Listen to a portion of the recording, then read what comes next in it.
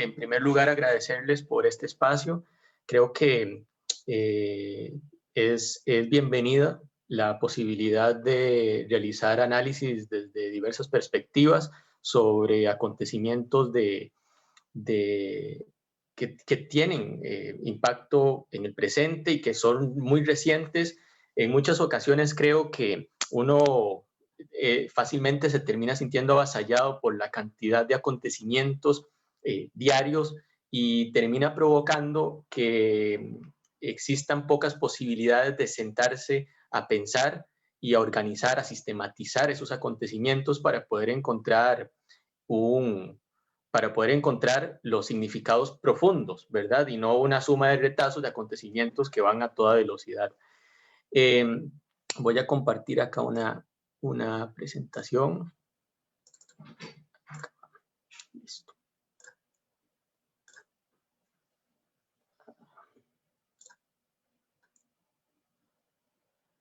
Listo. En mi caso, yo trataré el tema de la política económica de este gobierno y tengo que decir de entrada que el primer reto fue cómo enfocar la política económica del gobierno sabiendo que Sofía Guillén trataría el tema fiscal previamente por una razón principal, porque uno de los elementos evidentes de la política económica de este gobierno ha sido la absoluta focalización en lo fiscal, dejando de lado apenas con tratamientos muy superficiales el resto de elementos de la política económica. Entonces, hay un proceso de dejar absorber la discusión sobre la política económica por el flanco de lo fiscal. Y ciertamente es un factor preponderante, ¿verdad? Evidente en lo que va de esta administración. Hacer que la política fiscal sea el centro de toda la política económica, creo que es una cosa que además muy recientemente quedó de manera clarísima evidenciada por el propio discurso del presidente de la República, que en una de la última entrevista que le da a La Nación indica algo así como que lo primero es lo fiscal y que después podemos hablar del resto. Hay una tendencia a priorizar la discusión fiscal sobre todo el resto de discusiones en materia de política económica.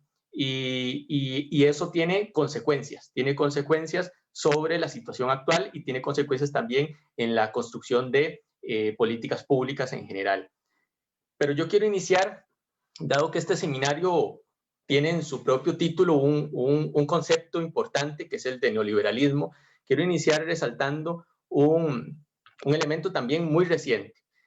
Apenas hace unos días, el 4 de mayo, en la Asamblea Legislativa, en el discurso que brinda a la ciudadanía y a la Asamblea Legislativa el señor presidente, dijo una frase que, siendo que estaba preparando la intervención para esta actividad, no puedo dejar pasar porque me llamó muchísimo la atención. Entre otras cosas, dijo el señor presidente que no le sorprende ver que la izquierda le llame neoliberal y la derecha le llame comunista. Creo yo que la intención, porque no creo que sea producto de la ignorancia, que la intención es crear una falsa equidistancia entre el concepto neoliberalismo, que es un concepto que tiene un desarrollo teórico desde diversas áreas del quehacer científico-social, que él mismo contiene conflictos, ¿verdad? Y discusiones, y el panfleto anticomunista, que son dos cosas que se quieren hacer ver como equidistantes, como equivalentes, que es lo mismo que me denominen neoliberal a que me denominen comunista, pasando por encima, brincando por completo, que existe un desarrollo intelectual del concepto neoliberalismo, como se verá adelante, frente a lo que no es más que panfleto. Entonces, es pasar por encima que intelectuales de muy diversas áreas, con diversas posturas políticas, como Joseph Stiglitz, ¿verdad? Hasta Angela Davis, utilizan el concepto. Hay una utilización del concepto que claro que es discutible, como todo concepto creado justamente para comprender el mundo. Son conceptos que forman parte de un flujo de discusión continua siempre, ¿verdad? Pero de ahí a que esas utilizaciones conceptuales del concepto neoliberalismo sean equivalentes a que otros le denominen comunista, no cabe. Tanto así, y creo que este es el ejemplo que quizás puede llevar uno, si quiere llevar a la mayor ejemplificación, que este es un artículo del año 2016, publicado hoy, todavía lo pueden encontrar en la página del Fondo Monetario Internacional, de la revista Finanzas y Desarrollo, que publica el Fondo Monetario Internacional. Es un artículo firmado por 3 funcionarios del Fondo Monetario Internacional, que utiliza el concepto neoliberalismo, de hecho, de una manera profundamente crítica. Eso no es equivalente a esto otro. Eso no es equivalente al uso maniqueo, al uso políticamente intencionado del memorando del miedo. No son equivalentes. No son dos calificativos equivalentes. Uno corresponde a un análisis intelectual de larguísima data utilizado por personas con posturas políticas muy diversas para intentar comprender un estilo de desarrollo, y lo otro es una campaña anticomunista que conocemos desde hace muchísimo, pero no son dos cosas equivalentes. Yo quisiera entrar por ahí porque sí llega a ser preocupante esa intención por crear un relato que haga equivalente cualquier análisis que pueda llegar a calificar de neoliberal el accionar de esta administración para hacerle equivalente a un panfleto anticomunista, como si estuviesen a igual distancia lo uno de lo otro. Pero entrando al fondo, analizando la política económica de la actual administración, yo manejo una hipótesis de entrada que quiero desarrollar con lo que sigue, y que es que la política económica de esta administración ha sido continuista en la dirección del estilo de desarrollo, pero ha acelerado el ritmo del desarrollo de ese estilo de desarrollo, valga la redundancia. Realmente no nos encontramos con un quiebre en la dirección, tenemos la misma dirección establecida de mediados de los 80 en cuanto al estilo de desarrollo se trata. No obstante, eso sí es cierto, hemos visto una modificación en el ritmo de ese estilo de desarrollo. Voy a clarificar, nada más como referencia, a qué me refiero con estilo de desarrollo. Básicamente utilizo la conceptualización del profesor Rovira Mas. Un estilo de desarrollo muestra el movimiento concreto que sigue una sociedad. Esto es muy importante, es una resultante histórica del conflicto. Existen fuerzas en conflicto y una fuerza logra imponerse con mayor capacidad que otras en la elaboración de, en este caso, las políticas económicas, y de allí resulta el estilo de desarrollo que no está exento de conflictos, que no está exento de lo que visto desde fuera se denominarían contradicciones, ¿verdad? Como que existan en medio de una cantidad que en su sumatoria global da un estilo de desarrollo profundamente neoliberal, pero también hay medidas que son antineoliberales en medio de eso, producto de ese conflicto existente. Pero el estilo de desarrollo es la resultante, el resultado global de ese choque de fuerzas que da como resultado esa dirección, ese ritmo del estilo de desarrollo. En cuanto a la dirección, yo voy a intentar ejemplificar acá con apenas algunos elementos sin profundizar en exceso por el tiempo, pero en términos generales, el neoliberalismo se ha caracterizado por un estilo de desarrollo en el que se busca fortalecer el mercado, en convertirlo y en hacerlo la institución central que organiza la sociedad misma, que en el mercado se resuelven las cosas y que algunos otros pocos elementos pues sí tienen que quedar en manos del Estado. Y eso es parte fundamental de la propia ideología neoliberal, ¿verdad? El Estado reducido a gendarme, ¿verdad? Y la democracia reducida a votaciones, para que del resto de la organización social, entre más, mejor, se encargue el mercado. Y en términos más concretos, está caracterizado por la liberalización del comercio exterior, con muchísimo énfasis en el fortalecimiento de las exportaciones y del régimen de zonas francas como motor de la economía. En ese elemento no hemos notado ni un solo cambio en esta administración. Se continúa con la misma dirección. Una y otra vez sale el presidente de la República y sus ministros a aclarar que ellos no le van a cambiar las condiciones al régimen de zonas francas. Es casi una especie de solicitud de disculpas por adelantado, ¿no? Y de piedad. No les vamos a cambiar las condiciones bajo ninguna condición.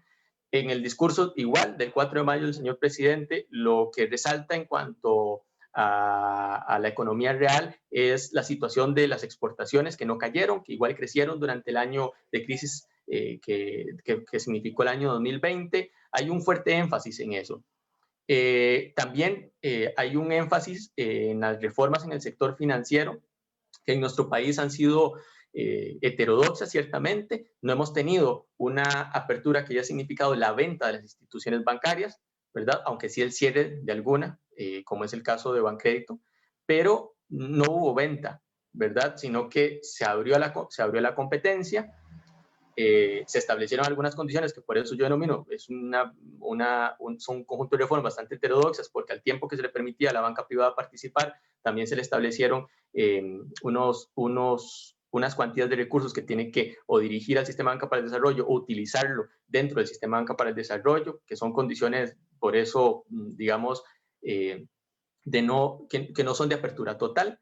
Pero ciertamente este gobierno no ha cambiado en nada de eso y más bien ha sido continuista. ¿Cómo ha sido continuista? En materia de reformas en el sector financiero, por ejemplo, ha impulsado reformas legales en los últimos años, como la de sacar el voto del Ministerio de Hacienda de la Junta Directiva del Banco Central, porque detrás justamente de esas reformas en el sector financiero está la lógica de la independencia absoluta del Banco Central, que entre menos el gobierno de turno tenga capacidad de incidencia en la definición de las políticas monetarias, mejor, ¿verdad? Eso se ha llevado a tal punto que el día de hoy, con esa reforma impulsada por este gobierno, el ministro o ministra de Hacienda que ocupa el cargo no tiene voto en la junta directiva del Banco Central. Y otras, por ejemplo, como el impulso a la ley, que ya también fue aprobada, o impulso a este gobierno, para crear el Fondo de Garantías, que inicialmente era realmente mucho peor desde mi perspectiva, porque pretendía eliminar la garantía del Estado para la banca estatal. La banca estatal tiene garantía del Estado, por tanto, ahorrar en la banca estatal es menos riesgoso que ahorrar en la banca privada, porque si ocurre un problema en la banca estatal, el Estado tiene la obligación de responder por mis ahorros en esa banca estatal. Querían eliminar eso y crear un fondo donde todos los bancos públicos y privados pusieran plata como una especie de seguro y que ese fondo respondiera si un banco tenía problemas, ¿verdad? Esa fue la intención inicial, así fue impulsado inicialmente, en medio de nuevo del conflicto y de que muchas veces hay resultados por efecto de ese conflicto que no son, digamos, totalmente tendentes a lo que exigiría la lógica neoliberal, porque también hay otros que están jaloneando y que existe entonces tensión para que la cosa no sea así. Y el resultado acá fue que siempre se creó un fondo de garantía. No obstante, se terminaron creando dentro del propio fondo 2 fondos separados, uno donde pone recursos la banca estatal. Aunque la banca estatal tiene garantía del Estado, igual tiene que poner plata para un fondo que sirve de garantía, y la banca privada el suyo. Toda la lógica detrás de esto, toda la lógica, y una y otra vez lo escuchamos dentro de la discusión, era que había que aplanar la cancha entre la banca estatal y la banca privada, ¿verdad? Esa lógica de aplanar la cancha es una lógica muy propia del neoliberalismo. En tercer lugar, la reforma funcional del Estado y la reducción institucional, que creo que en nuestro país la estamos vivenciando de una manera directa, pero mucho menos evidente. No es evidente, la forma evidente es que pusiesen en venta el INSS. Esa es la forma evidente y que en América Latina, digamos, ha sido la manera más recurrente de realización de esa reducción institucional en procesos como el que vivenciamos. En Costa Rica está ocurriendo algo distinto. Ha sido, y ya voy a entrar con más detalle, ya Sofía también trató el tema a profundidad, pero ha sido por medio de la regla fiscal que hay un impacto directo sobre el funcionamiento del Estado. Al establecer esa regla fiscal unos límites a la evolución del crecimiento de los presupuestos en las instituciones en general, con unas poquísimas excepciones, eso implica una limitación a la propia evolución de la institucionalidad y en muchos casos está significando la reducción de sus presupuestos. Entonces, claro, no hay un cierre del IAFA, pero al IAFA le quitaron más del 30% de su presupuesto entre el año pasado y este. Sí, el IAFA no han cerrado el IAFA, no lo han vendido, pero hay un debilitamiento de sus capacidades que provoca que, aunque la institución siga existiendo, hayan más de 6,000 personas afectadas porque han tenido que cerrar centros donde le dan atención médica a personas con dependencia a algún tipo de narcótico y que son personas además en condición económica altamente vulnerable, muchos de ellos niños y niñas. Entonces, por un lado, no hay, puedo seguir utilizando el ejemplo del IAFA, un cierre en sí mismo de esa institución, pero hay un debilitamiento que implica una reducción institucional. Y eso lo estamos viendo en varios casos. Sostenemos reuniones de manera continua con diversas organizaciones. La semana pasada, por ejemplo, sobre los recursos de FONAFIFO destinados al pago por servicios ambientales. Esos recursos, de nuevo, FONAFIFO con una reducción muy significativa de su presupuesto entre el año anterior y el presente, e implica que tenga menos recursos para el pago por servicios ambientales. ¿Hay un cierre de la institución o es tan visible como el cierre de la institución total o como su venta, etcétera, su privatización? No, pero de que hay una modificación en la institución que constriñe sus capacidades está aconteciendo y es por efecto de una política de austeridad que que cada vez repite con más frecuencia el presidente de la República, que se enorgullece diciendo, sí, la mayor parte de las reformas que estamos llevando adelante son de reducción del gasto público, son de contención del gasto público, dejando de mirar, y eso es absolutamente propio de la lógica neoliberal, los efectos que tienen esas reducciones en la inversión pública sobre el cumplimiento de derechos fundamentales. Entonces, eso lo estamos viendo de manera repetida. El gobierno de la República manda recortar el presupuesto para el BAMBI que va para bonos de vivienda. El gobierno de la República está congelando 7.000 millones de colones, como vamos a ver, para el sistema de banca para el desarrollo. El gobierno de la República, en medio de una discusión absolutamente irracional en la Asamblea Legislativa sobre los recortes, termina apoyando desde su Ministerio de Hacienda unas mociones recortistas. Su fracción termina apoyando esa moción, a pesar de que sabían de los efectos negativos que tenía, y hasta lo dicen de previo a votar a favor de la moción. Pero eso reduce las capacidades de la institucionalidad. En cuarto lugar, las reformas laborales orientadas a la reducción de la protección de las personas trabajadoras. Creo que hay dos elementos, no voy a ahondar porque sé que existen otras ponencias que sí detallarán sobre esto, pero es evidente que la ley antihuelgas es una de esas reformas laborales orientadas a reducir esas capacidades organizativas por parte de las personas trabajadoras. Pero además, en medio de la crisis, lo que hemos visto es, por un lado, la aprobación de leyes que permiten a los patronos reducir las jornadas laborales de las personas trabajadoras, reduciendo igualmente sus remuneraciones, y que ha sido extendida ya en varias ocasiones el plazo para poder hacer eso, pero además que el gobierno permitió por vía de decreto aplicar suspensiones de contratos, que implica quedarme sin remuneración por completo, pero sin que me paguen lo que me merecería en el caso que se rompa mi contrato laboral. Y eso ha permitido que durante meses hayan personas con sus contratos suspendidos sin remuneración alguna. Y en materia de política fiscal, creo que Sofía ya se ha extendido en esto, que le escuché previamente. Está claro que la política fiscal ha estado profundamente orientada hacia la austeridad. Es tan claro que 2/3 partes del efecto fiscal de la reforma aprobada en 2018 recaen sobre reducción del gasto. Y lo dice el Fondo Monetario Internacional. Y que, de nuevo, 2/3 partes de la propuesta que han hecho al Fondo Monetario ahora para esta discusión en la que nos encontramos del servicio ampliado, del crédito servicio ampliado, que está justamente ahora en discusión, 2/3 partes recaen sobre contención del gasto. Y así se observa en los propios datos. Entonces, claro, hay una especie de divergencia muy curiosa y que seguramente es objeto de análisis por parte de las ciencias sociales, porque mientras que en el discurso público se sigue sosteniendo que no se ha hecho nada en materia de gasto, ciertamente la reforma fiscal aprobada en el 2018 cayó principalmente del lado del gasto a través justamente de las reformas que hicieron en materia de empleo público y principalmente de la regla fiscal. Sobre el ritmo, históricamente el ritmo del estilo de desarrollo iniciado a mitad de los años 80 en Costa Rica ha sido caracterizado por ser gradual y en muchas ocasiones heterodoxo, por ejemplo, por lo que les decía cuando se realizó la apertura en el sector bancario. Ha sido gradual, si se compara, por ejemplo, en términos relativos, si se compara con otras experiencias en América Latina. No obstante, como sostenía al inicio la hipótesis, lo que creo es que es identificable que durante esta administración lo que ha acontecido es que mientras la dirección continúa siendo la misma, el ritmo de evolución de ese estilo de desarrollo, de profundización, sí que se ha acelerado.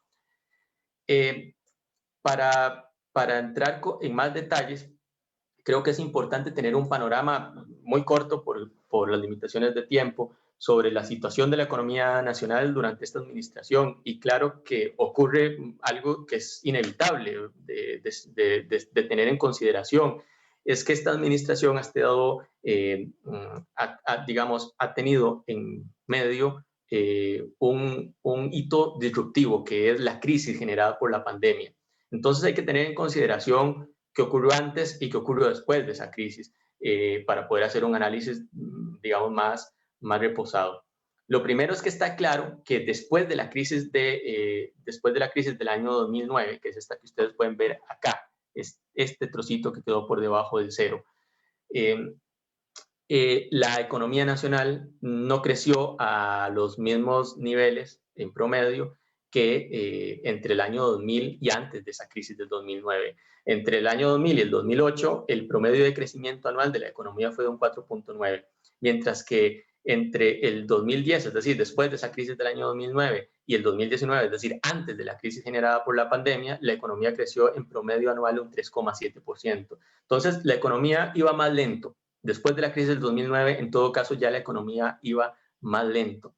Pero si uno observa lo que ocurrió en los 2 primeros años de esta administración, es decir, antes de la crisis, la economía creció todavía más lento que sus promedios. Creció apenas un 2,1% en promedio entre los años 2018 y 2019. Y por supuesto, como les decía, es observable de manera muy evidente ese hito disruptivo, ¿verdad? Que significa la crisis generada por la pandemia, ¿verdad? Las causas, pues, yo no sé si decir que dichosamente las tenemos muy claras, porque es que las hemos vivenciado de manera directa, ¿verdad? Obviamente, la reducción en el sector turismo ha tenido un impacto gigantesco. Es esto que pueden ver acá en esta línea verde. Sí, la economía decreció en general, pero no todos los sectores decrecieron igual. El impacto sobre el sector turismo ha sido brutal, básicamente por la reducción del flujo de visitantes del resto del mundo a nuestro país.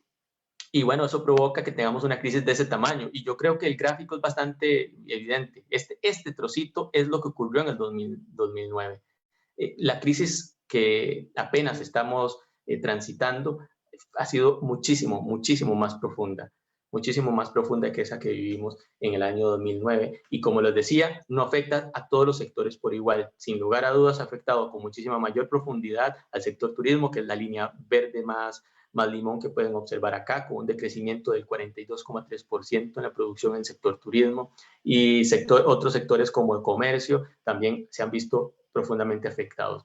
Entonces, lo que tenemos es que hay que tener claro, yo creo que eso quisiera resaltarlo con muchísima fuerza, que las consecuencias que tenemos hoy, justo en el presente, son producto de la suma de la condición previa a la crisis, que ya era una condición de una economía que crecía poco en términos comparativos con periodos previos, ¿verdad? Y que ya vamos a ver que además en términos de empleo había un altísimo nivel de desempleo pre-crisis, y a eso se vino a sumar este hito disruptivo que fue la crisis. Entonces, claro, las consecuencias que tenemos hoy son producto de esa suma, En términos de dos datos muy cortos en materia de empleo, hay que tener claro que aún antes, como les decía, antes de la crisis, los niveles de desempleo en el país eran altísimos.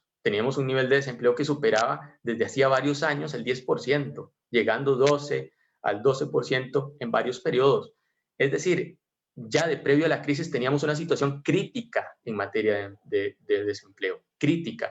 Y sí, teníamos a más de 300,000 personas queriendo trabajar, buscando empleo activamente y sin poder obtener un empleo antes de la crisis. Y por supuesto que la crisis se termina sumando a esa situación antecedente. Y sí se observa, obviamente, un crecimiento que alcanzó en su pico máximo más del 24% de desempleo, una de cada 4 personas casi desempleada, ¿verdad? Y que ha venido bajando paulatinamente porque ya no está el efecto de las medidas de cierres, aunque sigue siendo superior a los niveles pre-crisis, ¿verdad? Entonces, ya voy a ir cerrando, ¿sí? Yo nada más quisiera pasar a una brevísima descripción de lo que se ha vivido en los últimos 3 años. En el 2018 creo que, ya esto lo dije, la discusión de la política económica estuvo toda centrada en la política fiscal, absolutamente absorbida. Esa reforma fiscal mayoritariamente centrada en el gasto, con una regla fiscal que es procíclica. ¿Qué significa que es procíclica? Que esa regla fiscal deduce el gasto público cuando es necesario aumentar el gasto público para hacerle frente a la crisis económica. En septiembre de 2018 el gobierno, ya un poco presionado porque, claro, los niveles de desempleo antes, ya en 2018, eran altos, saca unas propuestas de acciones para la reactivación económica, propuestas todas de un evidente corte neoliberal, o que aunque no fuesen neoliberales, en los actos terminan siéndolo. Voy a nada más a anotar esto. Simplificación de trámites es una cosa que se repite 1000 veces y en muchas ocasiones conlleva más bien desregulación peligrosa, por ejemplo en materia ambiental. Y en apoyo a las pymes y emprendimientos, lo que proponía el gobierno, aparte de proyectos demasiado puntuales y concretos, eran cosas como que Banca para el Desarrollo iba a invertir más recursos en emprendimientos, o que iban a hacer mayores esfuerzos en empleabilidad, o que iban a realizar mayor inversión en infraestructura. El tema es que esas cosas que uno podría decir, ahora sí, esas no son de corte neoliberal, justamente esas no se llevaron a cabo, porque las transferencias del gobierno central al sistema Banca para el Desarrollo se estancaron del año 2018 al 2019, y peor aún, en el año 2020 decreció gravemente esa transferencia al sistema Banca para el Desarrollo. Entonces, ¿cómo que fortalecer el sistema Banca para el Desarrollo si más bien le quitan los recursos? Luego, cuando uno mira lo de empleabilidad, pues eso implica invertir en educación. Y lo que ha hecho este gobierno es que en el 2018 y en el 2020 han reducido de manera significativa en términos reales la inversión en el MEP. Y lo mismo ocurre en la inversión en infraestructura, porque uno va a mirar cuánto ha invertido el gobierno en gasto de capital, en infraestructura, y en los años 2018 y en el año 2020 han reducido gravemente la inversión en infraestructura. Entonces, entre el discurso, ¿verdad?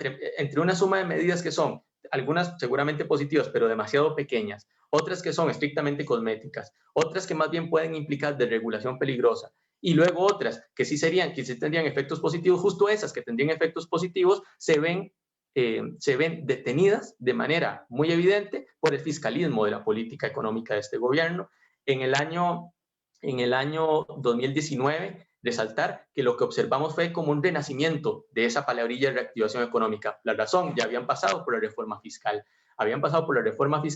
y ahora lo que se encontraban justo a mediados de año era con la implementación de la reforma fiscal, que implicaba que hogares pagaran más en impuestos. Y entonces eso también tiene un efecto de freno sobre la economía, y el gobierno comienza ahora sí a retomar un poco más ese discurso, aunque realmente con medidas muy generales, y en algunos casos pidiéndole a los bancos estatales que por favor, porque literalmente es así, bajen las tasas de interés.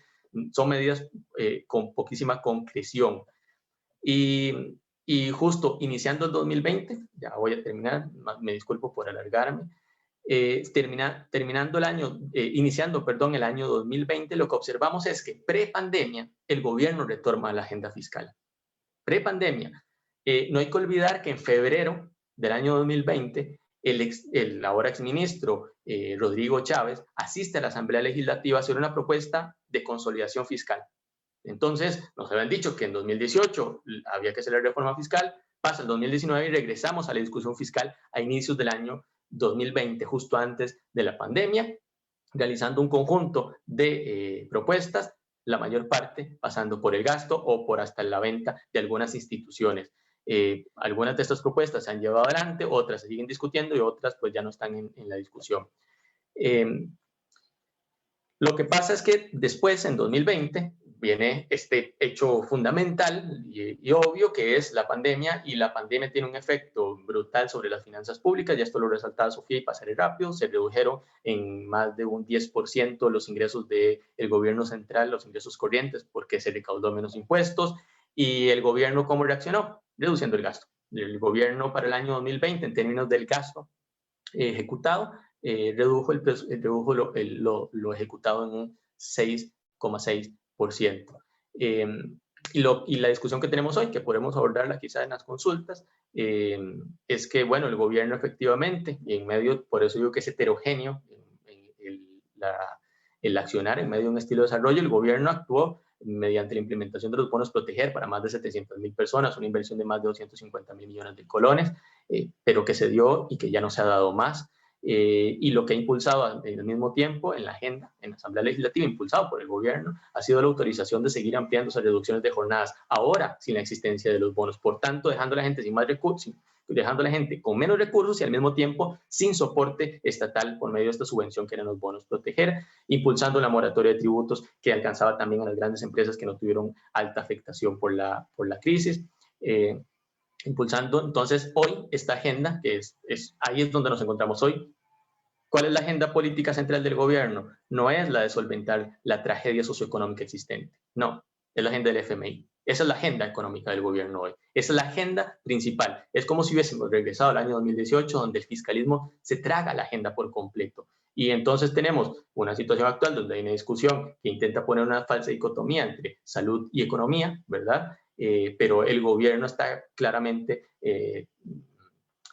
marcado por una agenda que tiende a priorizar la situación fiscal, esperando que una vez solventada esta, y también esto es un poco del pensamiento mágico neoliberal, que una vez solventada la situación fiscal, el mercado se encargue de solventar la crisis socioeconómica. Y por eso es que hay elementos que nos impulsan. Nos impulsan la moratoria en alquileres, nos impulsa la moratoria en el pago de créditos, nos impulsa el regreso de algún tipo de subvención semejante a los bonos protege para las personas que siguen teniendo sus jornadas reducidas o que siguen teniendo sus contratos suspendidos o que siguen en condición de desempleo por efecto de la crisis. Entonces, esa es la situación actual y claro, las preguntas que se mantienen es ¿con quién construye acuerdos el gobierno? Creo que es muy evidente, con un sector de las élites y que el gobierno ha sido muy capaz, aunque cada vez se le ven más las costuras, creo, en crear un relato que haga parecer que sus medidas no son profundamente neoliberales, pero que cuando se mira su accionar es evidente que, de nuevo, la dirección del estilo de desarrollo no la ha variado significativamente y más bien ha aumentado el ritmo de ese estilo de desarrollo neoliberal. Pues es eso, muchas gracias.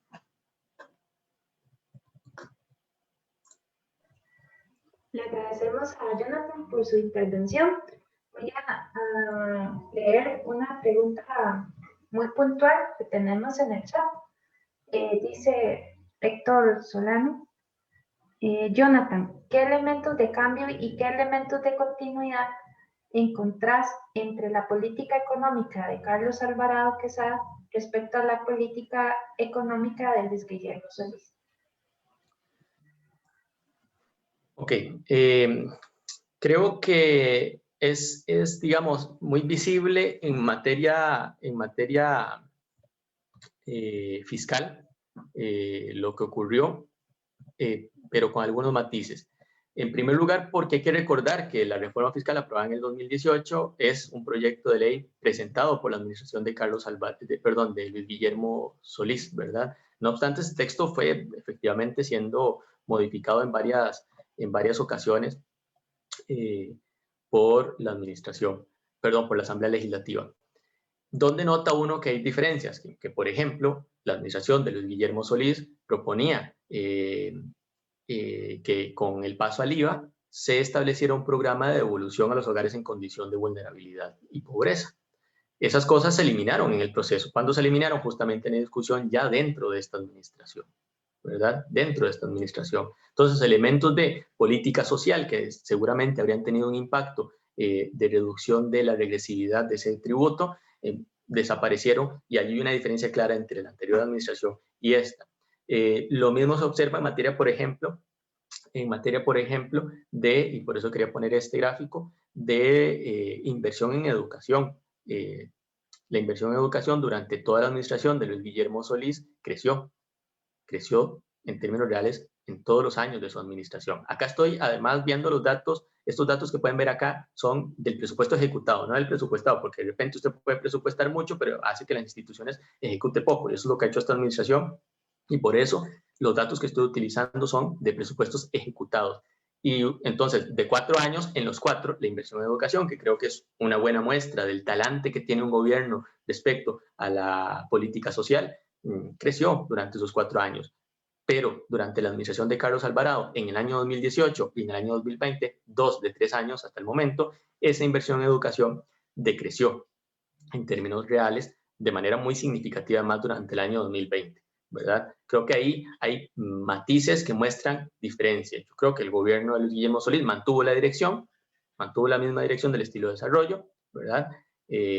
No obstante, el ritmo sí que fue, el ritmo fue menor. Y lo que vemos ahora más bien es como una especie de efecto rebote donde hay una reacción muy potente que es observable además en las propias figuras y en el pensamiento de las figuras que ocuparon cargos en materia económica en esta administración, ¿no?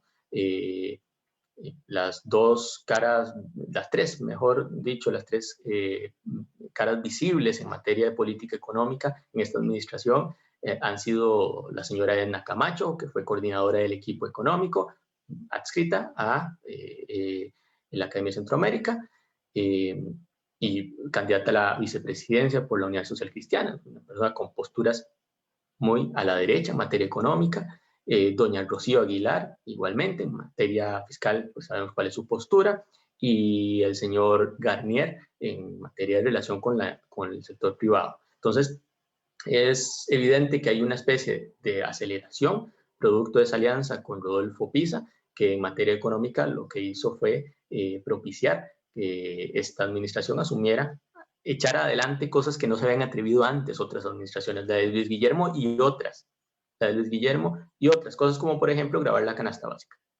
Grabar la canasta básica no es hasta en esta reforma fiscal que se discute, ya no que se apruebe, que se discute, ni se puso en discusión una cosa como esa en la reforma fiscal propuesta por Abel Pacheco, ni en la propuesta por Laura Chinchilla, pero sí en esta administración, con impulso del gobierno. Entonces sí que hay unos matices que muestran que el principal cambio es de ritmo, ¿verdad? Hay un cambio de ritmo bastante claro, sin que eso quiera decir que la administración de Luis Guillermo Solís haya cambiado la dirección del estilo de desarrollo. No obstante, el ritmo de evolución de ese estilo fue muchísimo más pacífico, por así decirlo. Y lo que hemos observado es que esta administración ha sido, yo no creo que tenga, digamos, no haya, o sea, lo que no creo es que haya que reducir su responsabilidad, pero sí que ha sido absolutamente responsable de permitir que la agenda neoliberal que ha estado allí durante décadas, digamos, empujando, llegase a adelantar en materias donde no se había atrevido antes, porque es más fácil que alguien más ponga la cara, y la está poniendo esta administración, y yo no le quito ni un miligramo de responsabilidad, porque creo que son absolutamente conscientes de lo que están haciendo, pero han permitido que esas políticas que venían siendo impulsadas por mucha gente desde hace mucho tiempo, se echen adelante comiéndose ellos el costo, ¿no? Y creo que sí, que ahí es visible, ahí es muy visible el cambio, principalmente en política fiscal, porque esta administración optó de manera no consciente por hacer pesar la política fiscal sobre la reducción del gasto en unos términos que yo denomino austericidas, que es distinto a recortar el gasto para ganar en eficiencia. Es que el austericidio implica recortar el gasto sin importar que eso tenga efecto sobre el cumplimiento de derechos humanos, y esta administración lo ha hecho sin ningún reparo.